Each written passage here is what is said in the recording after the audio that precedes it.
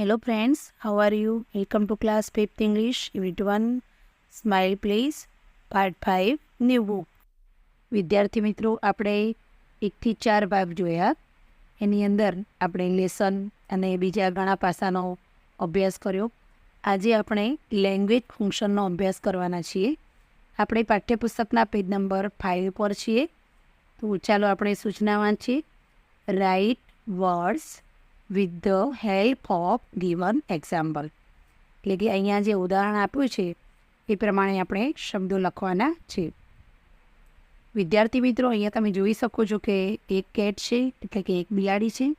અહીંયા 1, 2, 3 and 4 4 બિલાડી છે.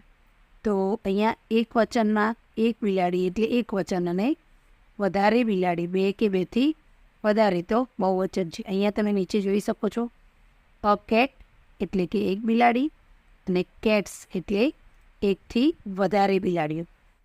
અહીંયા વિદ્યાર્થી મિત્રો, એક ચિત્રમાં એક બિલાડી આપી છે અને અહીંયા વધારે આપેલી છે, એટલે કે આ એક વચનમાં આપણે એને એક કેટ કહી શકીએ, અને કેટ્સ એટલે એનું બહુવચન છે. તો ટૂંકમાં વિદ્યાર્થી મિત્રો, અહીંયા આપણે લેંગ્વેજ ફંક્શનમાં અત્યારે એક વચન અને બહુવચન શીખવાના છે. અંગ્રેજીમાં એક વચનને સિંગ્યુલર કહે છે અને બહુવચનને પ્લુરલ કહે છે. વન્સ એન્ડ મેની પણ એને કહી શકાય છે, એક અને એકથી વધારે. તો ચાલો આપણે જોઈએ એકવચન અને બહુવચન. અ લેમ્પ, તો એનું બહુવચન થશે lamps. A pen, pens. A chair, chairs. અહીંયા આપણે આગળ વધીએ તો એ જ રીતે આપણે અહીંયા ખાલી જગ્યા ભરવાની છે. ફિલ ઇન ધ બ્લેન્ક્સ એટલે કે ખાલી જગ્યા પૂરો. અહીંયા વિદ્યાર્થી મિત્રો, જો એક વચન આપ્યું હોય તો તમારે બહુવચન લખવાનું છે, ને જો આ રીતે બહુવચન આપેલું હોય તો તમારે એક વચન ખાલી જગ્યામાં ભરવાનું છે. અ ટોય એટલે એક રમકડું. ટોયસ એટલે વધારે રમકડા. અ પેન્સિલ એક પેન્સિલ, અને પેન્સિલ્સ એટલે વધારે પેન્સિલ. અહીંયા વિદ્યાર્થી મિત્રો બુક્સ આપ્યું છે બહુવચન, તો આપણે એક વચન ભરીશું. A book. એન એલિફન્ટ, તો એલિફન્ટ્સ. અહીંયા વિદ્યાર્થી મિત્રો એસ આવશે.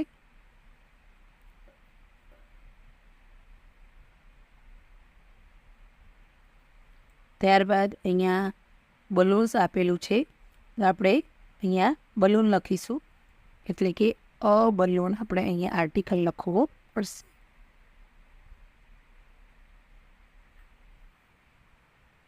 વિદ્યાર્થી મિત્રો, આપણે પાછળના પેજ ઉપર એટલે કે પેજ નંબર 6 ઉપર આગળ વધીએ. Write words with the help of given exam. અહીંયા પણ બહુવચન જ છે, પરંતુ વિદ્યાર્થી મિત્રો અહીંયા તમે અંડરલાઈન જોઈ શકો છો કે આ જે નામ છે તેની પાછળ SS છે, CH છે, આ પ્રકારનું હોય. તો એના માટે નિયમ છે કે બહુવચન કરતી વખતે જે નામની પાછળ S હોય, SS હોય, SH, CH, O કે X હોય ત્યારે આપણે એને ES ઉમેરવો પડે છે, ત્યારે એનું બહુવચન થાય છે. તો અ ગ્લાસ, ગ્લાસીસ. અહીંયા જોઈ શકો છો મિત્રો કે SS છે અહીંયા, એટલે આપણે ES ઉમેર્યું છે. બેન્ચ તો બેન્ચીસ, CH છે એટલા માટે ES ઉમેર્યું છે. એન ઇંચ, અહીંયા પણ CH છે, તો INCHES ઉમેરવામાં આવી છે. ત્યારબાદ છે સેન્ડવિચ, અ સેન્ડવિચ, તો સેન્ડવિચીસ જોઈ શકો છો ES ઉમેર્યું છે. અ બોક્સ, તો boxes. Fill in the blanks. A class, classes તમે જોઈ શકો છો. A watch, watches. A tomato, tomatoes. A bus, buses. A fox, foxes. તો આ રીતે તમે જોઈ શકો છો વિદ્યાર્થી મિત્રો કે જે નામને છેડે S, SS, SH, CH, O કે X હોય તો એને આપણે ES લગાવીને એનું બહુવચનનું રૂપ બનાવીએ છીએ. હવે વિદ્યાર્થી મિત્રો આપણે આગળ વધીએ તો અહીંયા તમે જોઈ શકો છો કે છેડે Y છે, પરંતુ વિદ્યાર્થી મિત્રો નામને છેડે Y હોય અને એની આગળ જો વ્યંજન હોય તો આપણે વાયને બદલે IES કરી શકીએ છીએ. એટલે કે વિદ્યાર્થી મિત્રો વાયને બદલે આપણે IES મૂકીએ છીએ. અહીંયા જોઈ શકો છો અ પપ્પી, તો પપ્પીઝ. જો આ પપ્પીનો સ્પેલિંગ છે એમાં વાયને બદલે આઈ થયો છે અને પછી ES મૂકવામાં આવ્યું છે. અ બેબી, તો babies. A cherry, cherries. A fairy, fairy એટલે પરી થશે, તો fairies. Fill in the blanks. વિદ્યાર્થી મિત્રો અહીંયા એક બાજુ એક વચન છે, અહીંયા બહુવચન છે. બટરફ્લાય, તો બટરફ્લાઈઝ. જોઈ શકો છો વાયને બદલે આપણે IES મૂક્યું છે. અ સ્ટોરી એટલે એક જ વાર્તા, સ્ટોરીજ એટલે ઘણી બધી વાર્તાઓ. અ સિટી, સિટીઝ. અ બની, બનીઝ. બની એટલે સસલું અને બનીઝ એટલે સસલાઓ. એન એક્ટિવિટી, પ્રવૃત્તિ. એક્ટિવિટીઝ એટલે પ્રવૃત્તિઓ. Fill in the blanks with the appropriate words. ખાલી જગ્યા પૂરવાની છે આપણે યોગ્ય શબ્દ વડે, એટલે કે યોગ્ય શબ્દ વડે ખાલી જગ્યા પૂરો. વિદ્યાર્થી મિત્રો અહીંયા તમે દરેક બ્રેકેટમાં જોઈ શકો છો કે એક નાઉન, એક વચન અને એક બહુવચનમાં આપેલું છે.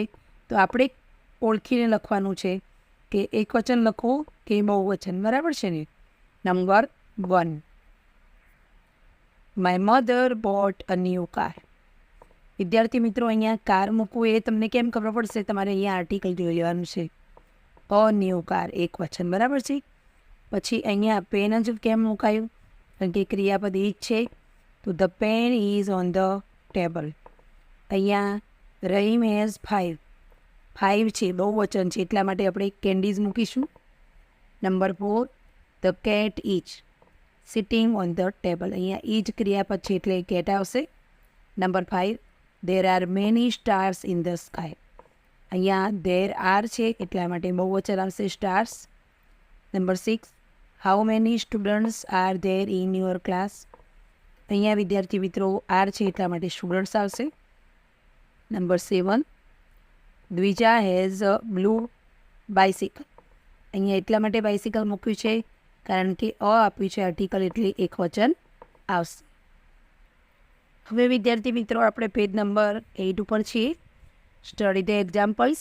ઉદાહરણને આપણે વાંચવાનું છે, સમજવાનું છે, અભ્યાસ કરવાનું છે. તમને અહીંયા ટેબલ ઉપર બિલાડી અને અહીંયા ફ્રૂટ્સ જોવા મળે છે. અહીંયા નીચે કૂતરો ઊભેલો છે. તો ચાલો આપણે આ વાક્યો જોઈએ. Is there a cat on the table. શું ટેબલ ઉપર બિલાડી છે? તો જવાબ આપણે યસમાં આપીશું. Yes there is. આનો મિનિંગ થાય છે કે હા, ટેબલ ઉપર બિલાડી છે. Is there a dog on the table. જો અહીંયા કૂતરો તો વિદ્યાર્થી મિત્રો નીચે ઊભેલો છે એટલે આપણે એને ટેબલ ઉપર ન કહી શકીએ, એ નીચે છે એટલા માટે જવાબ નો આવશે. No there isn't. ના, તે નથી. Are there apples on the table. શું ટેબલ ઉપર સફરજન છે? તો યસ ધેર આર. વિદ્યાર્થી મિત્રો અહીંયા 3 સફરજન છે એટલા માટે આપણે ધેર આરનો ઉપયોગ કરીએ છીએ. પ્રશ્નમાં પણ એપલ્સ છે. નંબર આગળ આપણે જોતા, are there બનાનાઝ on the table. શું ટેબલ ઉપર કેળા છે? તો વિદ્યાર્થી મિત્રો અહીંયા જોઈ શકો છો કે કેળું તો કોઈ છે જ નહીં, તો આપણે જવાબ નો આપશું. No there are. હવે વિદ્યાર્થી મિત્રો અહીંયા આ બોય એક જ છે એટલે ધેર ઇઝ અ બોય, અથવા બીજી રીતે લખીએ તો ધેર્સ અ બોય. ધેર ઇઝનો આ ટૂંકું રૂપ છે. અહીંયા છે ધેર આર 4 બોયઝ. તે આ 4 દડાઓ છે. Fill in the blanks. વિદ્યાર્થી મિત્રો અહીંયા 2 ઓપ્શન આપ્યા છે કે તમારે ધેર ઇઝ મૂકો કે ધેર આર. જો વિદ્યાર્થી મિત્રો અહીંયા 2 ચેર્સ છે એટલે કે 2 ખુરશી છે, 2 ચેર્સ. એટલે તો તમને ખ્યાલ આવી ગયો હશે કે અહીંયા ધેર ઇઝ નહીં પરંતુ ધેર આર આવશે. તો there are 2 chairs in my kitchen. મારા રસોડામાં 2 ખુરશીઓ છે. Number 2, are there 3 trucks next to the house. ઘરની નજીક 3 ટ્રક્સ છે. તો વિદ્યાર્થી મિત્રો આપણે આર ધેર એટલા માટે મૂક્યું કારણ કે ટ્રકની સંખ્યા 3 છે, બહુવચનમાં છે એટલા માટે. આગળ વધીએ તો નંબર 3માં, is there any flowers in the vase. આ ફૂલદાનીમાં કોઈ ફૂલ છે? અહીંયા વિદ્યાર્થી મિત્રો અહીંયા આર ધેર આવશે. Are there any flowers in the vase? Flowers બહુવચન છે એટલા માટે આપણે ઇઝ ધેર નહીં પરંતુ આર ધેર કરીશું. અહીંયા સુધારવાનું છે. Okay. Number 4, there are 2 girls in the picture. ચિત્રમાં 2 છોકરીઓ છે એટલા માટે આપણે ધેર આર મૂકેલું છે. R there any books in the book case? અહીંયા બુક્સ મૂકવાનો ઘોડો છે. એમાં ઘણી બધી બુક્સ છે વિદ્યાર્થી મિત્રો. અહીંયા બુક્સ લખેલું છે એટલે આપણે આર ધેર મૂકેલું છે. Number 6, is there a boy under the table? ટેબલની નીચે છોકરો છે અને છોકરો એકલો છે. અહીંયા અ બોય છે એટલે આપણે ઇઝ ધેર મૂક્યું છે. Number 7, is there a rubber in the pencil case? આ પેન્સિલનું જે બોક્સ છે અથવા તો જે પોકેટ છે એની અંદર રબર છે એવું કહેવાનું પ્રશ્ન પૂછવાનું છે. તો અ રબર એટલા માટે આપણે ઇઝ ધેર મૂક્યું છે. અહીંયા તમે જોઈ શકો છો અ કુકર નિયર ધ રેફ્રિજરેટર એટલા માટે આપણે ધેર ઇઝ મૂકેલું છે. તો વિદ્યાર્થી મિત્રો અહીંયા ધેર ઇઝ અને ધેર આરનો ઉપયોગ થયેલો છે.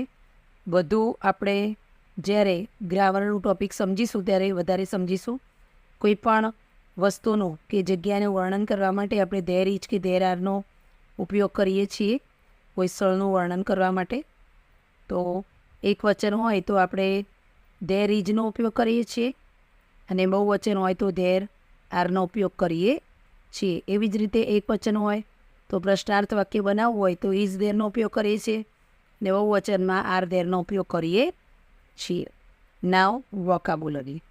Circle the correct spelling. અહીંયા વિદ્યાર્થી મિત્રો 4 સ્પેલિંગ આપ્યા છે. એમાંથી સાચા સ્પેલિંગ ઉપર આપણે ગોળ કરવાનું છે. તો આ પ્લીઝ ધ સ્પેલિંગ અહીંયા સાચો છે. નંબર 2 ઉપર કાલ્મ એટલે શાંત, આ સ્પેલિંગ સાચો છે. નંબર 3 ઉપર હેપીનો આ સ્પેલિંગ સાચો છે. નંબર 4માં ચીયરફુલ. નંબર 5માં એંગ્રી.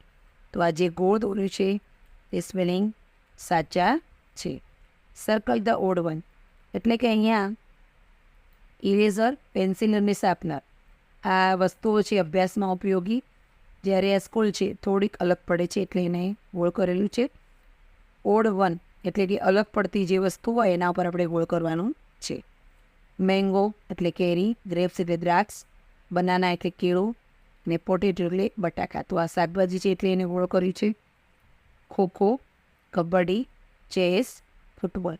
વિદ્યાર્થી મિત્રો આ બધી જ રમતો છે પરંતુ ચેસની રમત એ ઇન્ડોર ગેમ છે, ઘરની અંદર રમાતી રમત છે, જ્યારે બાકીની 3 મેદાનની રમતો છે. નંબર 4, લોટસ એટલે કમળ. કીવી એક પ્રાણી પણ છે અને ફ્રૂટ પણ છે. રોઝ એટલે ગુલાબ અને સનફ્લાવર એટલે સૂરજમુખીનું ફૂલ. તો આ કીવી અલગ પડે છે. આ 3 ફૂલોના નામ છે. Number 5, peacock, dove, sparrow and hedgehog એટલે કે સાવડી. વિદ્યાર્થી મિત્રો જેના શેરો આપણે કહીએ છીએ, જેના શરીર ઉપર કાંટાવાળા વાળ હોય છે, તો એ પ્રાણી છે એક પ્રકારનું ને આ બધા પક્ષીઓ છે. તો વિદ્યાર્થી મિત્રો આપણો અહીંયા પાર્ટ 5 પૂર્ણ થાય છે. હજુ પણ આપણે પાર્ટ 6 સાથે મળીશું. અને વિદ્યાર્થી મિત્રો જો તમને આ વિડીયો પસંદ આવતો હોય તો લાઈક, શેર અને સબસ્ક્રાઈબ કરજો. તો પાર્ટ 6 સાથે ફરીથી મળીએ. ત્યાં સુધી રજા લઈએ. Good bye friends.